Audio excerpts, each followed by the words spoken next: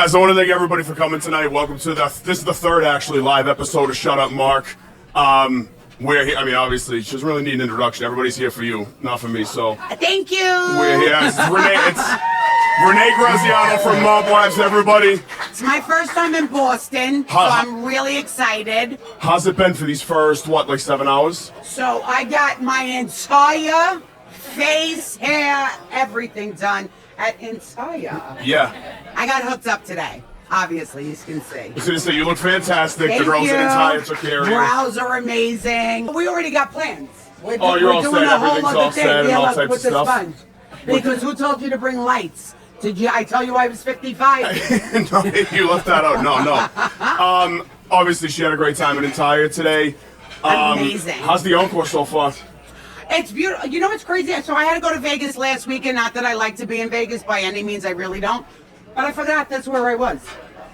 And so you must have like points and shit. Like you gotta have something, like some kind of thing. No, I don't do nothing like that. Oh, nothing like that? No. Right. Somebody usually puts me where I gotta go. Right, yeah. Like today, Sure, I was put where I gotta go. You know. The rooms are nice though. A lot of people around here sleep on them. I'm like, no, they're actually beautiful. No, it's a beautiful hotel. I mean, you can't really go wrong. It's a beautiful hotel. Absolutely.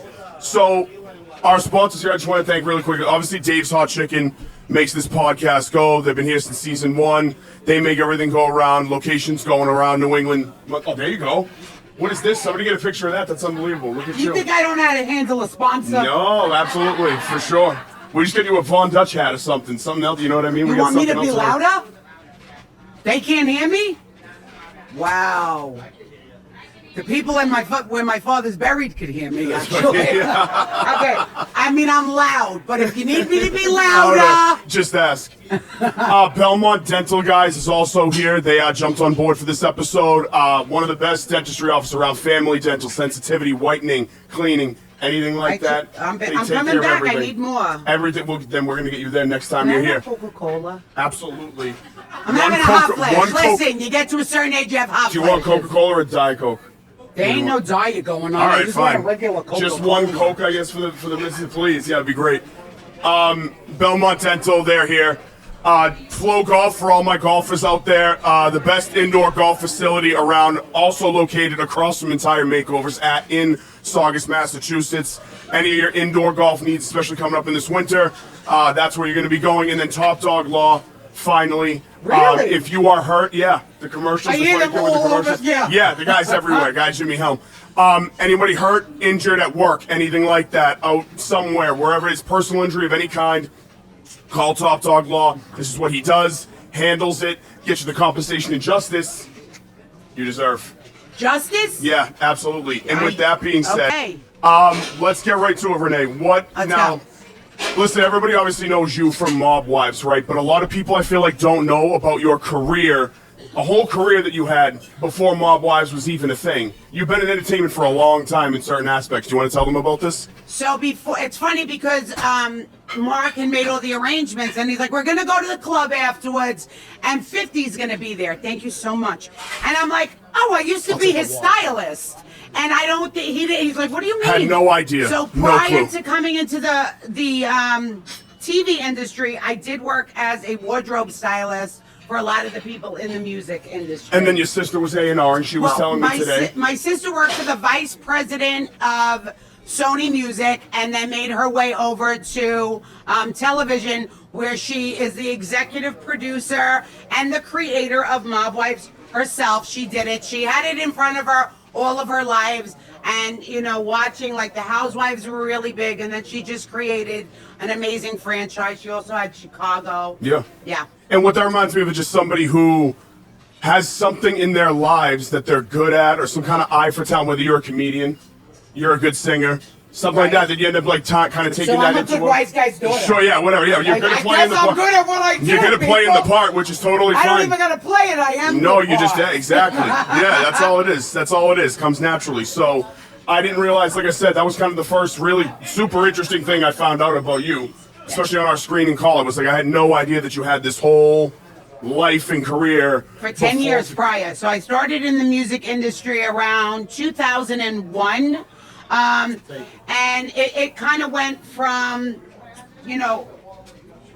I would say, I don't even want to say bad boy out loud. It started over there, and then it moved to, my girlfriend Tiffany had asked me if I would help her out one day, and she was like, okay, can you take care of this client for me? And I was like, sure, no problem, and it was 50 Cent. So I really was blessed when I say I started at the top. I didn't have to sleep my way there, thank God. No, it's one of those things where you kind of just walk into this really sort of charmed situation. You're like, wow, this is, I guess I'm going to roll with this for as long as I possibly can and get the most out of it that I can. You know what I mean? Yeah, and he was just always so kind and wonderful. And it was funny how I ended up with the job. Well, I was changing his clothes out, and I wouldn't go in his pants pockets. And I was like, there's something in your pockets. He's like, can you go? And I said, no, where I come from, you don't go in men's pockets. And he said, Tiffany, she comes everywhere with us. And that's literally how I ended up. Well, that's good, just you being yourself and sticking to your own kind of code, and then it kind of paid off. And the guy was like, I'm not going in your pockets, and you said I went in your pockets. No, yeah. Then in my father's pockets, which I went into plenty of times. Yeah, now, obviously, Mob Wives was an emotionally tumultuous show. I think that's putting it kind of mildly, right? To say the least. Roller coastery, very all over the place, a lot of ups and downs, and the whole spectrum of everything, right? So, do you want to tell us about your current relationship with each cast member as it stands right now? Wait, we're on tape, right? Yeah, we're live. Okay, so here's how it really is. I do not have a relationship with Drita whatsoever and never will. Karen, I'm cool with. We got to run down the list. Let's go. So the original women, Carla, we talk, we check in. When I lived in Florida, I saw a lot of her. When I came back to New York, not as much. There's a text here and there. Karen, I just saw she filmed my sister's podcast called the Straightened Out Podcast. So Karen was the most loyal to me on that show. And then Ramona and Big Ange came on. God rest her soul. And they were also loyal until Angela does not like confrontation, so she played Switzerland. I'm not with Switzerland. You pick a side. And you saw that with me. I stayed on, and I think pretty much I only stayed on one side. Okay, Natalie Garcia and Alicia. After I got sober, I apologized because I know where I was wrong.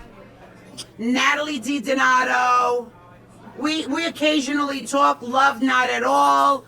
Brittany, there's a text, she had children, she has 3 children. So I had to learn for my own self to say I was sorry and really mean it and not do it again. And I've done that with maybe half of them. And what I think is interesting about that is it feels like there's different levels of how certain friendships just naturally end anyways. There's some people you're friends with, you never speak to them again after something happens. Some people you might have been the a-hole in the situation, you might have been wrong. I was never wrong, but I was the asshole on occasion, but I was not wrong. It's just, well, like I said, like different ways that sort of relationships naturally depart. It seems like there's a little bit of each of these in each cast member. Well, you grow out of each other. I also became a grandmother of 4. So for me, I think my life changed completely. I did move away for a couple of years. I struggled getting sober. I struggled with that for many years. But then I had to take life much more serious because what was happening to me was really bad and very serious. So in order for me to have a better life and be a part of my son's life, which was more important than anybody else's, I got clean and sober. Now, at this point, the Coca-Cola. Yeah.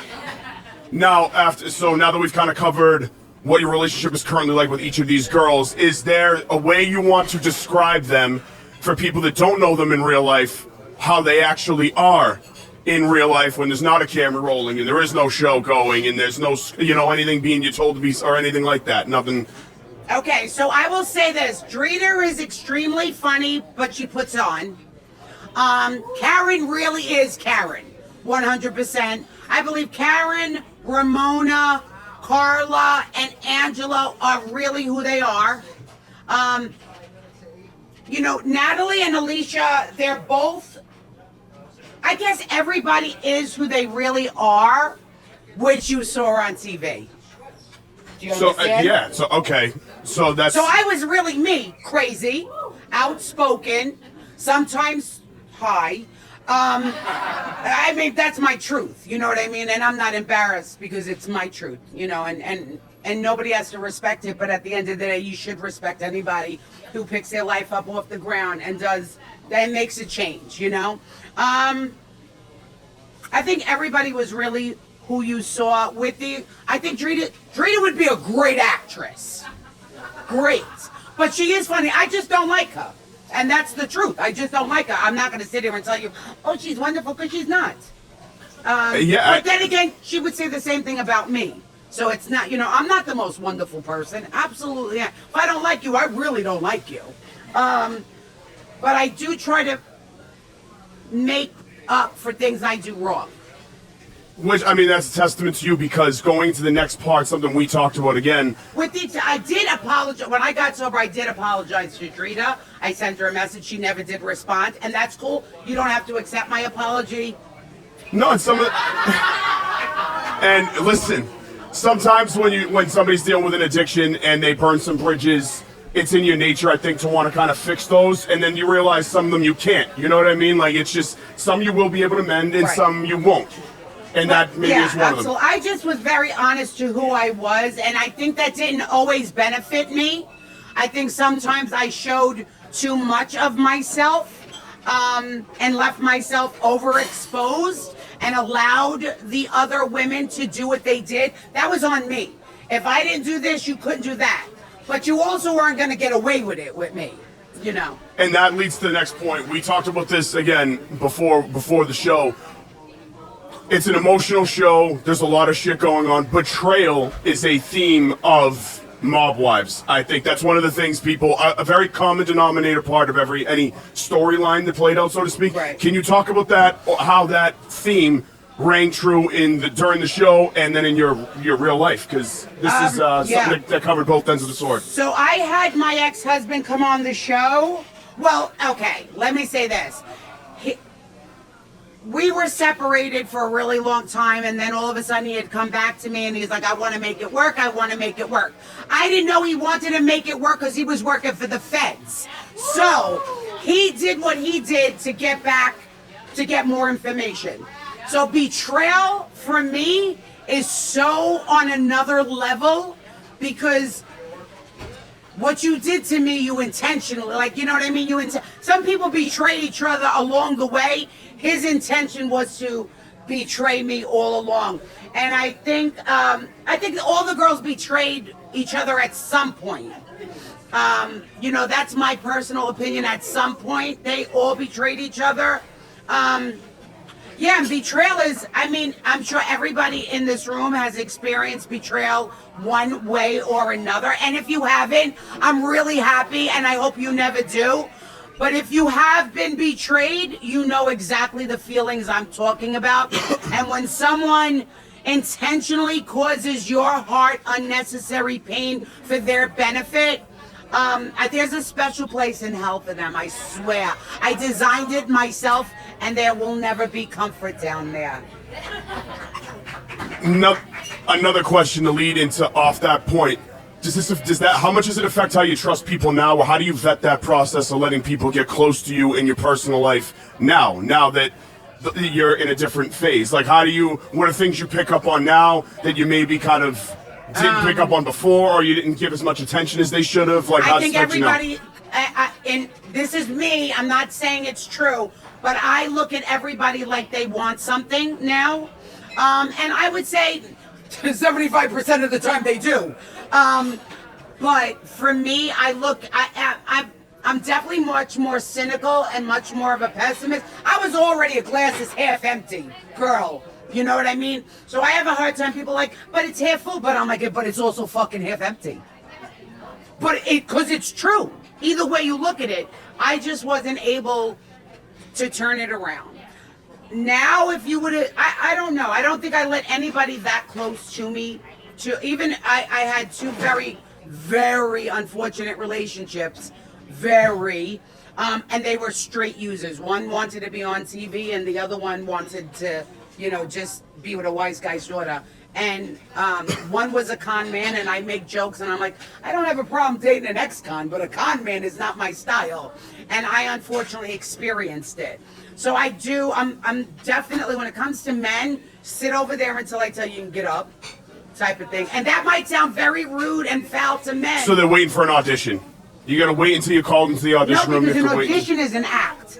That's true. I guess more than the analogy. An audition is an act. So sure. I'm gonna see you over there. The tryout. The tryout. Yeah, there's not a tryout. It's when God says so. Sure. Okay. That's cool. For me, it's when God says so. That works too. Now, I guess your whole life was sort of defined by people that lived outside the box. You know what I'm saying? Did not, you know, your father didn't have a job. No, the people I was with, they were in the box. In the box, yeah, exactly. It's like, you know, you're going to school with other people who their father does construction, the father's an accountant, the mother's a nurse, whatever the hell, right? How do you ever feel inherently guilty for, like, you know, the issues that happen in your family, or things with your son, things with how, you know, how... You're gonna get jumped by that whole table because they did my makeup, so if I cry, it's your fault. All right, fine. I gotta be that guy. No. There's gotta be one guy. I'm gonna answer it anyway. Sure. Because I probably will cry, but I have tissues in my pocketbook. I knew to bring them. Right now? Oh, okay. So do I feel guilty? There's a lot of things that I live with a lot of guilt and shame as it is. And that, oh, thank you so much. Oh, there we go. Wonderful. So I could cry now. Kleenex is also, yeah. No. Yeah. So yeah, I have a lot of guilt for my dad. My father was, to the day, a very well-respected man, a very good, solid man, and I think that the TV show did some things to his lifestyle that shouldn't have happened, but it did. So I do have guilt there. I have extreme guilt when it comes to my ex-husband because I was out the door and gone. I never had to go back, but I took him back. And it was his plan. So yeah, there's guilt. But I have guilt, like I married the fool. You know what I mean? Sure. So there was always a guilt. When it comes to my son, yeah, my son didn't get to grow up with a man like I did in my household. A solid man, a man that could do the crime, do the time, shut your mouth and keep it moving. You know what I mean? So yeah, there's a lot of guilt involved. There's a lot of guilt, look, the hot flash. There's a lot of guilt what I did to my sister. Her being the executive producer and creator. I'm a stress ball. Maybe that's why I sit here like this all the time. I cause a lot of stress, things that I'm not proud of. So yeah, I'm guilty by association, and I'm guilty by my own. Yeah, I'm guilty. But I can say it here because I ain't going nowhere. But now, is there anything that you would change, despite all of these things, these whole series of events that happened, this whole the timeline? amount of money I got paid. Okay. I would do Fair. it again. Because, listen, this is my course. I don't think I'm off course with anything that I've done. And it was supposed to play out the way it did. God would not have done it if it didn't. I firmly believe that. Could I got out of my marriage earlier? Yes, but I didn't. Why? Because today I could sit here and talk as a domestic violence and SA advocate for women because of the things that I went through. I could talk to you about drugs. I could talk to you about anything because of what has happened in my life. So would I change that? No, I have the greatest kid in the world. He's my best friend. The whole way here, I was FaceTiming with my grandson. I'm in a Ferrari. It's a convertible. He's 7. He goes, hey, Nene, could I come with you? But if anybody messes with you, I'm going to kick them in the neck. I was like, you fit in perfect. He's 7, by the way. That's awesome. And he just came out of karate. I don't promote violence, only on occasion. But, yeah, I think that my life is on course. Have you ever... being on TV and being in like a pretty supreme spot, how do you deal with people that if somebody approaches you or says something in the comment section of a video or a post talking like they know you personally when really they've only seen you on TV? How do you like keep like a healthy distance with that? How do you sort of react? How have you learned to react to that, I guess? So social media used to make me depressed and want to self-medicate. True story. I was told the most horrible things about myself. I still get called a lot of names. Some of them are true and some of them aren't. So how do I feel? I think the things that when people call it what it is, that it's true, it hurts more because I know it's true. When you talk shit about me that's not real, now I can block people today. But I used to fight. I used to say, shut your location off. I know where you, like, I don't care. Like, I was a little crazy with it. Like, your location would be on, I'd know where you were, trust me. And I would have this attitude of, I'm gonna find them. But for what? A person that doesn't know you, I know it's harder, it's easier said than done. They don't know you. They don't have a right to make you feel any type of way. What they think about you doesn't really fucking matter. And the ones that know you and talk to you like you're not as good as or equal, they're not your crowd, you know. I would agree.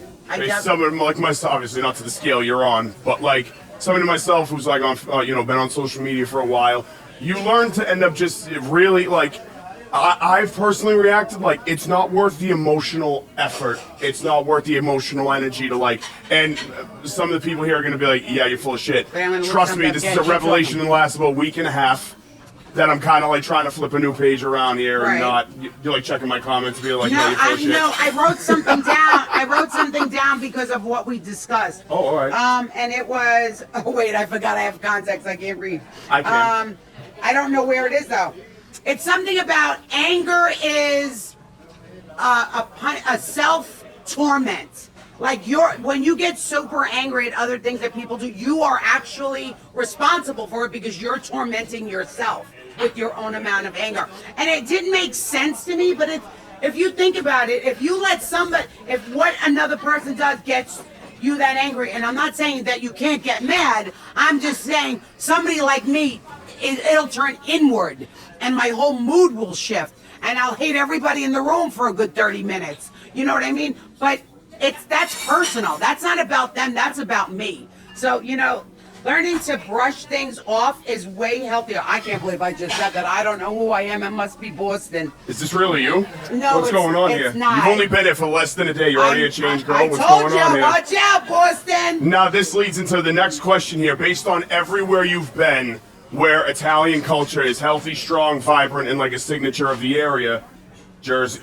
Where do you? I'm from Staten Island. Staten Island, I'm from right. Brooklyn and Staten Island. And you were living in. My mother's down the shore. Yeah, right. Okay, I got you. Your mother was there. When my father came home, they went down the shore. Right. Okay. So now, based on how you've seen Boston so far, your little taste of the North End, especially this weekend, you'll see everything. Where do you put Jersey, New York, Boston? Like, where do you put? I don't put Jersey anywhere. Really? Okay. What I love, you know what it is? Well, North Jersey is different than South Jersey. South Jersey, an Italian in South Jersey is not like a North Jersey person. But for me, you guys got great Italian names here. Like, everybody got an Italian name here. We lost that where I come from. Really? Yeah, you still have a very, very strong Italian community. And I assumed it to be kind of the opposite almost, but that's really interesting. Little Italy is not Little Italy by any means anymore. It's really? It's just not. So I think so far Boston's working. Yeah. It's working. Now, speaking of, to bring Jersey back up again, Jersey Shore was the other reality show that was sort of on about the same time you guys were. It was a little bit younger demographic, right? They were more like the young people going out. You guys were like women that had been through a lot in life and at a different stage. What were your initial reactions to the show? Because I know you lived this show 45 different million times, years, everything else, right? What were your initial reactions on the show? Did you think they deserved the hate they were getting? Because it's like, dude, these are just young people going out, like, why? Because they're Italian, they're jerk-offs? No, I think, well, they were doing it with cameras, and and nobody saw that before.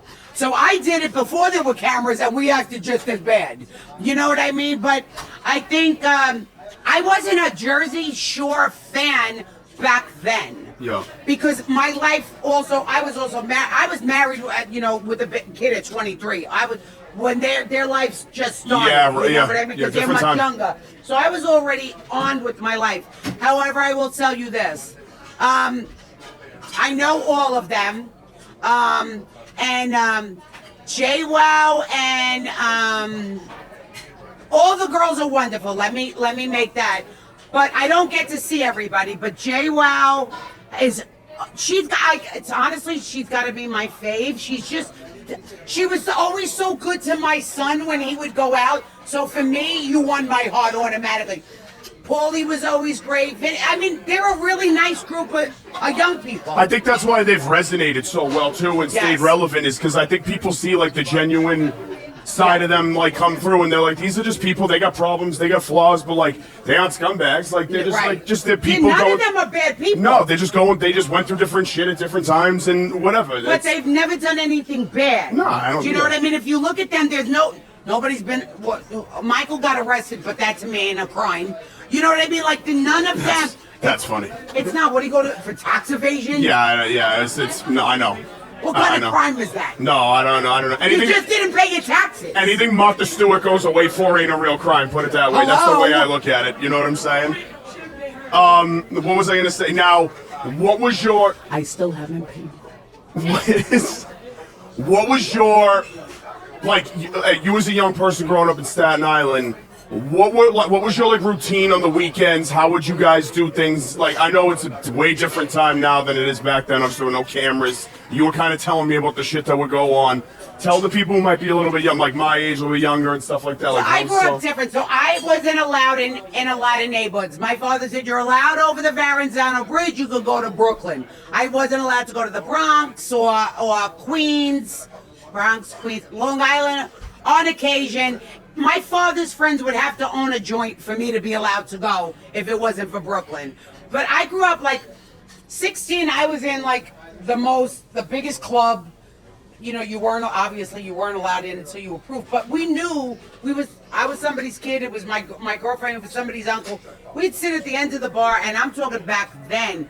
We were drinking Cristal, like rosé 16. I was 16. The bottles were 2,500 back then. So all this stuff that everybody does to me, I think it's great you get to live it, but I don't think it should live you. Like, I don't think you should live for the champagne. Do you prefer now or back then? Oh, way back then. Really? Yeah, like when I got out of high school in 87, so I'm gonna go 87 to like 92 for me were it. And then I got married in 93 and married an asshole and a loser and a jerk off. So my whole life was fucked after that. How to deviate from like, not deviate, this is actually like still very much on brand. What were... Hot flash. Hot flash, we'll take a look. Take a second, there you go. Take a second. Okay, it's hitting me. Oh wait, we're on camera. I'm like hot flash. How, what was I gonna say? What were the first signs of you with your husband being like, I might have married a fucking scumbag? Like, what was the first thing where you were like, the day I got married, oh yeah, tell him this thing, it's unbelievable. So I was crying hysterical on the way down the aisle because I realized I didn't want to marry him because I found out he was cheating on me. So on the way down the aisle, as I'm hysterical crying, I go to my father, Daddy, I don't want to marry him. He said, get down the fucking aisle. You got 500 people coming to your wedding. You'll get divorced tomorrow. Dead ass. But I'm Catholic. So God is my thing. His last name is Pagan, which in the Bible. And then I got married at a church called Our Lady of Pity, and a black crow sat above me. So I knew I married this whole situation was fucked right from the get-go. Yeah. Yeah, this was all fucked. I think your father dropped a dollar amount too on you, right? Like you, he like said it was 200,000. Get down the aisle. Yeah. I had to get down the aisle, but I bought a house that night. Cash. I mean, you gotta weigh that out. My house. He wasn't getting shit because it was my money. Right. That too.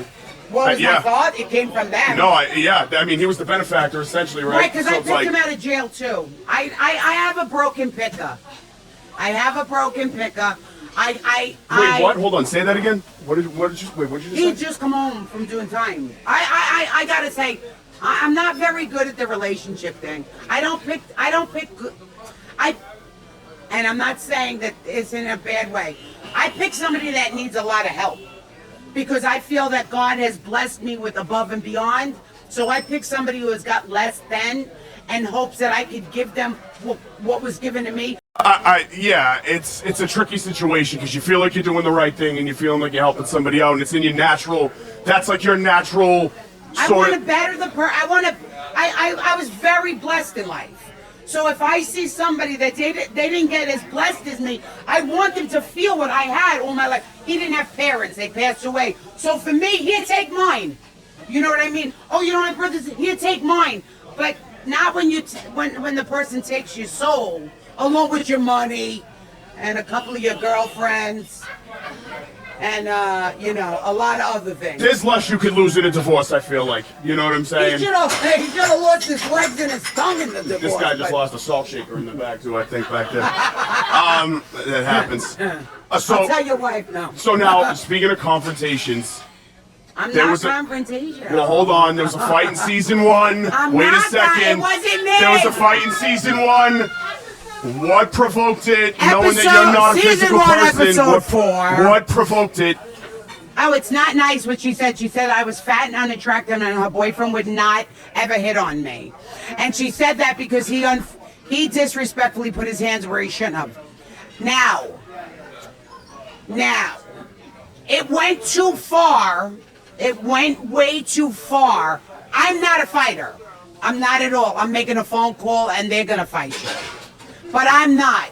However, I was the first one, me and my friend of like 25 years got into that first hair pulling scene in season 4. Season 1, episode 4 and 5 we fought.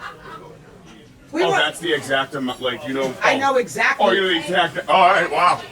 Shit, that's unbelievable. It was in my house with the whole camera crew. I'm not even, but you know what? I don't think I was in the right frame of mind. A little bit, maybe.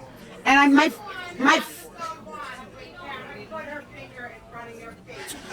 Okay, I'm gonna spill this. That was not real.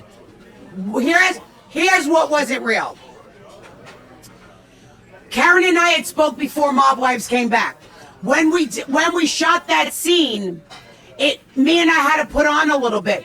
When we went outside, it became real. Like when you can't think for yourself. When I said don't, I was serious. But we were cool. It just got funny right there because I hurt her feelings on camera about her father, and then she hurt my feelings on camera about me not being a thinker for myself. And she was right, I didn't think for myself. I thought whatever my father told me was what I was supposed to think. I still think that way though, because I'm still that person. I believe, listen, my father told me he was never going to die and he was always going to pay my bills. I believed him. Why? I didn't pay a bill until I was 40. So how could you not believe the man that tells you something? So all of my life, my father did what he said. My father got dementia out of nowhere. Otherwise, my father beat 4 different types of cancer. So if my father said something, it was my truth. And it might be ignorant, and people might... My younger sister's in the other room. She didn't think like me at all. Like, Renee, you're going to be a wife and a mother. Okay, Dad. Renee, you don't have to worry about nothing. Daddy will always take care of you. Okay, Dad. And that was my truth. Until it wasn't. And that kind of fucked me up even more. Do you think guys that came into your life had almost an impossible standard to live up to in your eyes? Not impossible, but your father was such a stand-up and solid guy and such an emotional support system in your life that it was like almost kind of not impossible, but really would have been profound to like fulfill that guy, like fill that guy's shoes. You know what I mean? Okay, you could never be my dad under no circumstances, and I knew nobody could ever be my dad. However, I thought if you were coming into my household and meeting me in any way, shape, or form, you already knew you had to be a really good guy. And when I dated, I didn't date very much, and my ex-husband convinced me nobody else was going to want me or marry me. So when he asked me, and this is true, I got engaged a month and 19 days after I met him. I believed everything. Really? Yeah, after he just came home from doing. So he came home May 17th of 90. We started dating June 2nd, got engaged July 21st. When did you get married? Well, then my father had to go to jail for a minute. Okay. So we had like a 2.5 year engagement. Yeah. You want to wait until he came home, obviously, to do I the would whole thing. never get married I was around going to my say, father. right? No, of course not. By no means. Now, there was another part of the show that was in Vegas. So now after Vegas, Did you ever make up with the girls from like with the Vegas? Like, I am so embarrassed about Vegas. I am humiliated. I've never watched Mob Wives after I've seen it once. Never went back. I never want to watch me on. First of all, I don't like the way I look on TV. Second, I don't like the way I look on TV. And third, why would I want to like the way I look on TV? I was a mess. So I don't watch it. Vegas is one of the most humiliating things in my whole entire life.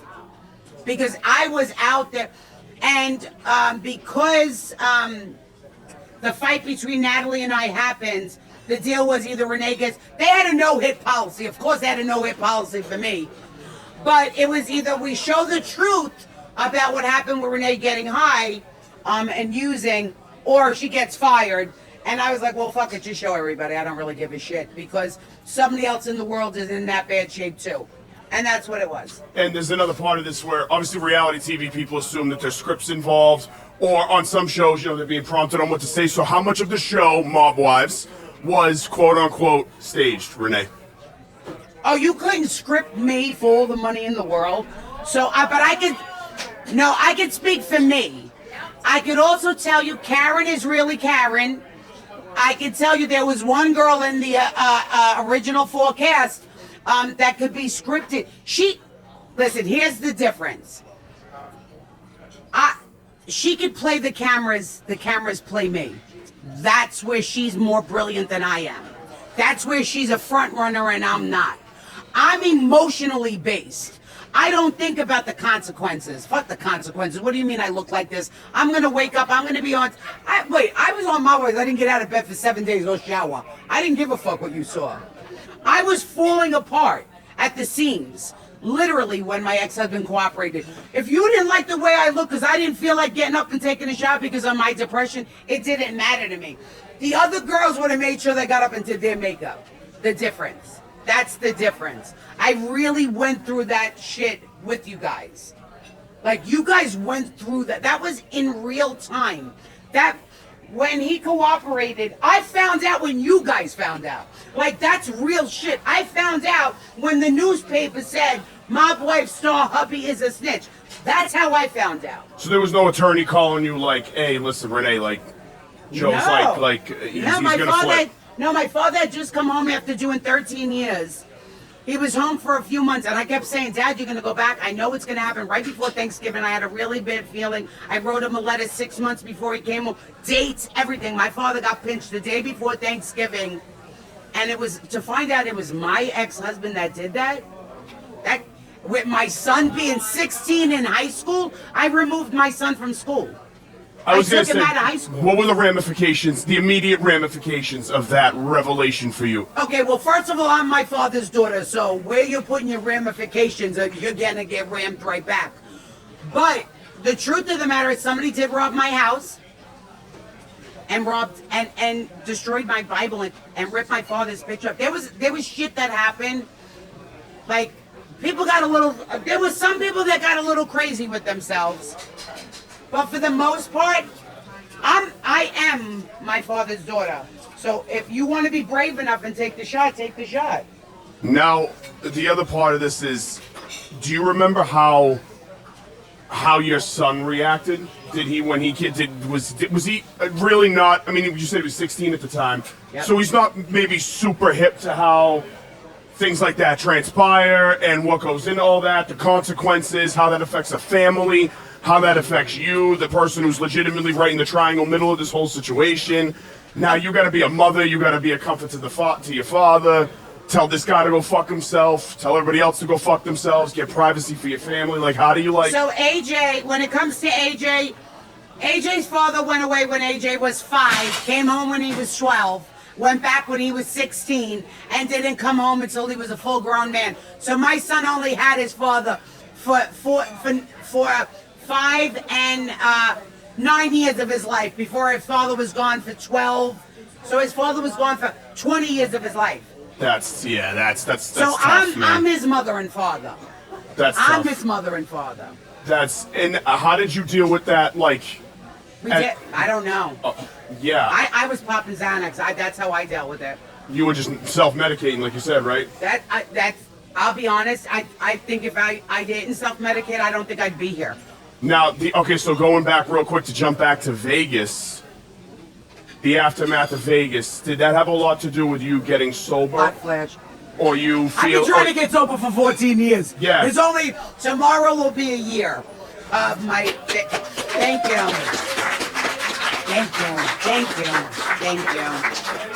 I've gotten 6 months, 8 months, but never a year. How do you define sobriety? Because I feel like this is different for everybody. How do you define sobriety? I don't want to offend anyone, but for me, I can't pick up 2 substances, cocaine and Xanax. That's what I can.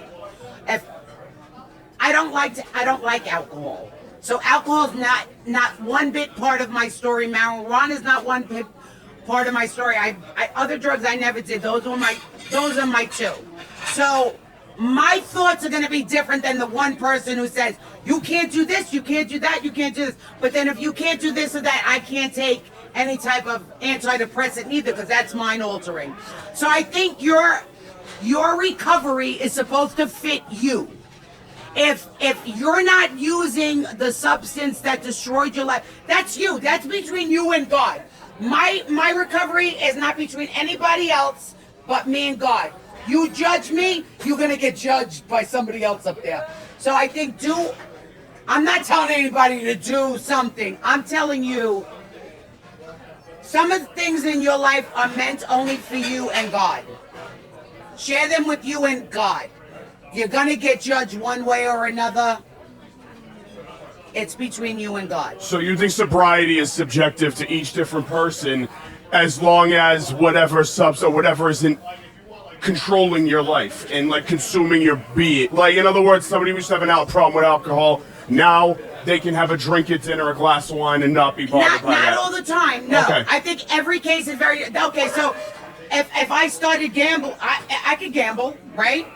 But some people that are in recovery can't gamble, not because they have had a problem with it, because they follow the law to they follow the letter of the law. Yeah. I think everybody's case is individual. If it isn't doing anything to harm you, it's not. I'm not here to tell you your recovery. I know my recovery, and if I'm not popping a pill or powder in my nose with anything than actually my puffer, I'm in good shape. Now, that's it. That's my truth. Because I can tell you, up here in Massachusetts, addiction is something that is close to... I'm willing to bet everybody in this room knows somebody who had a problem with something, struggled with something.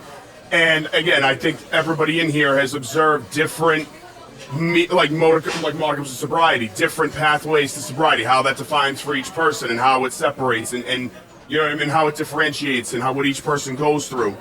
And like I said, I've always told everybody I had my own problems back in my mid-20s. I didn't need like a countdown date. I just didn't need that. That was my thing. I also didn't need like cold turkey. I kind of just went cold turkey off my vice, my addiction. But everybody's different. I just don't think any addict is ever going to change until they really want to. It's got to come 100%. from like it has to be an internal thing where you have to decide. It can't be people.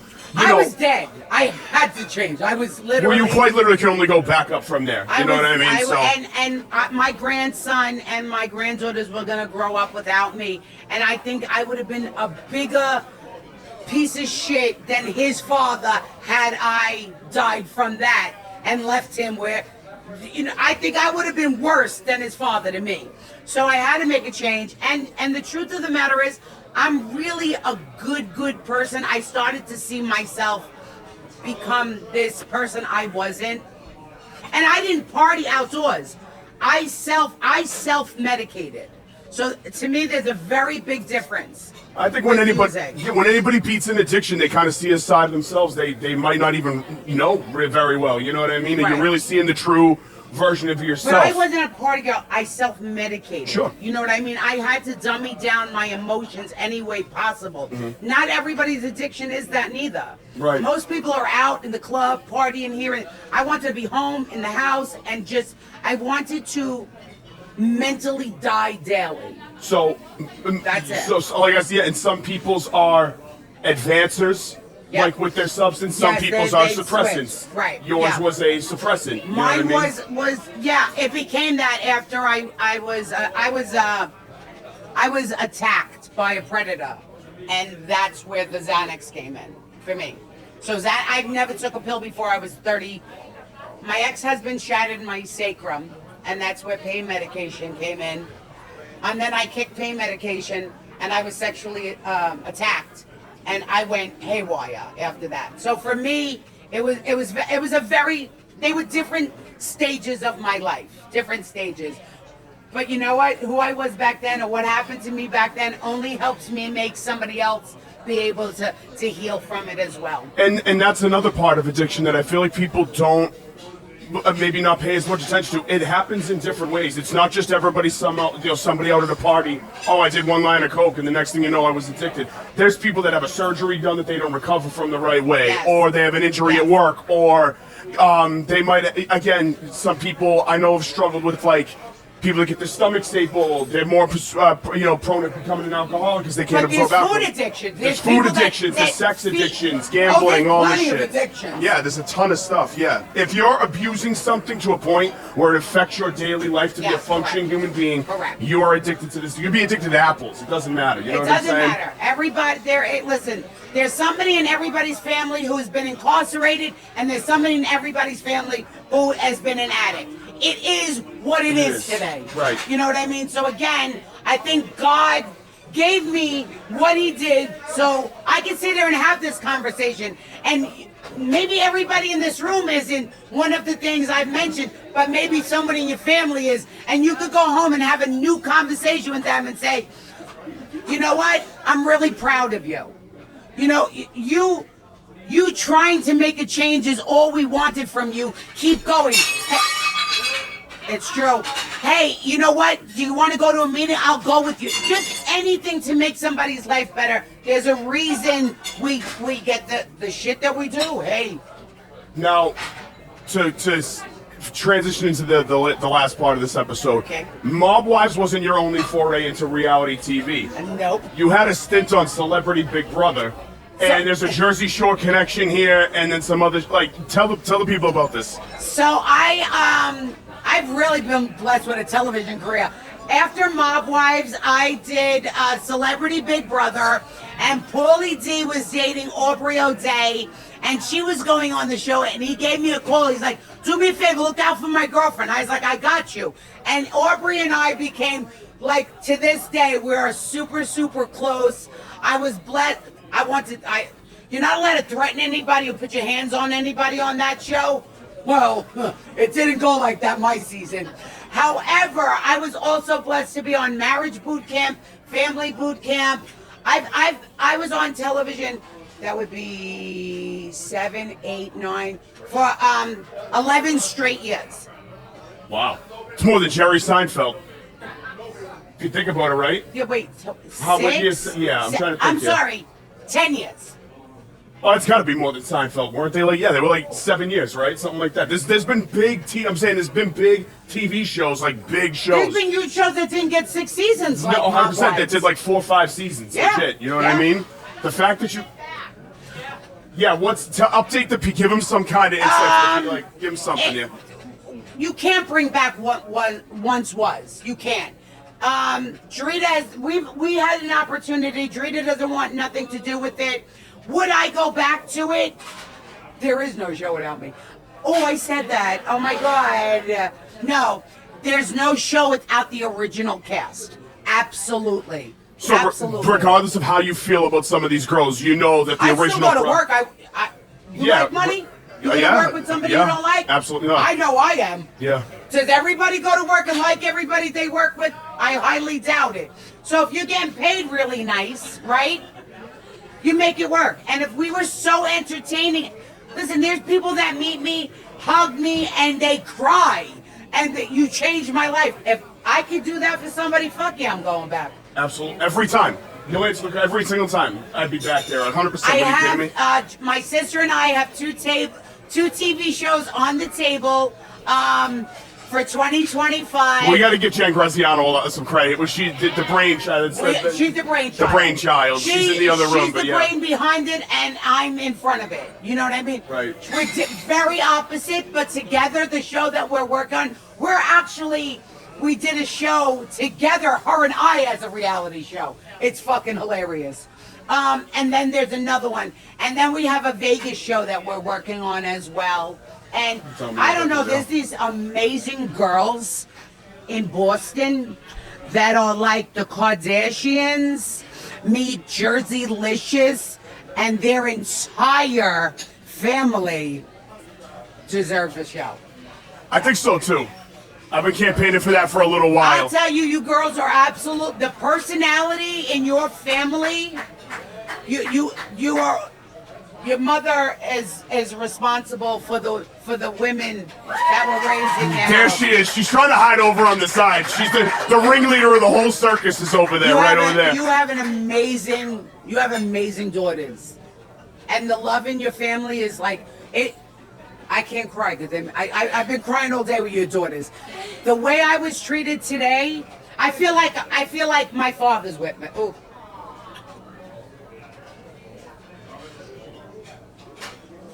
Thank you. Thank you. The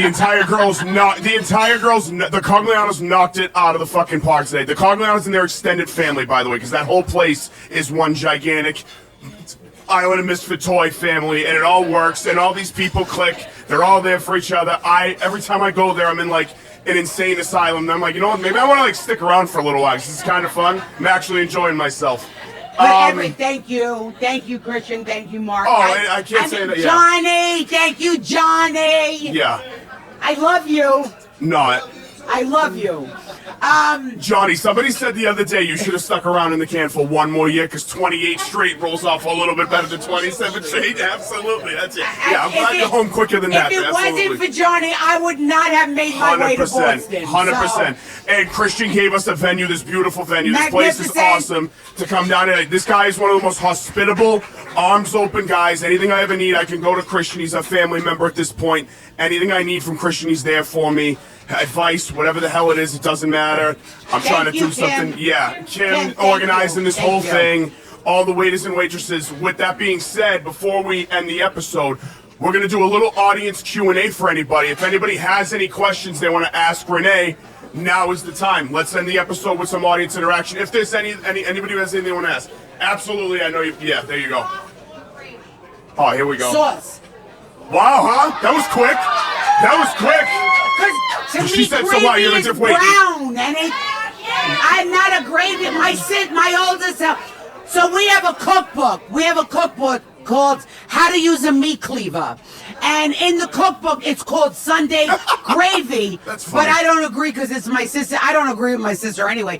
It's my older sister's recipe, but to me it's sauce. Christian, you have a take on this? Sauce. That was quick. Yep. Yeah. That was quick. That was quick. Yeah. Anybody else? We got another question anywhere at all. One more audience. This one is a huge fan. Yeah, she is. Yeah, say something, please. Please. How do you know you know it? You think you know all the answers. No, ask the question right now. Come on. You got one question. Anything.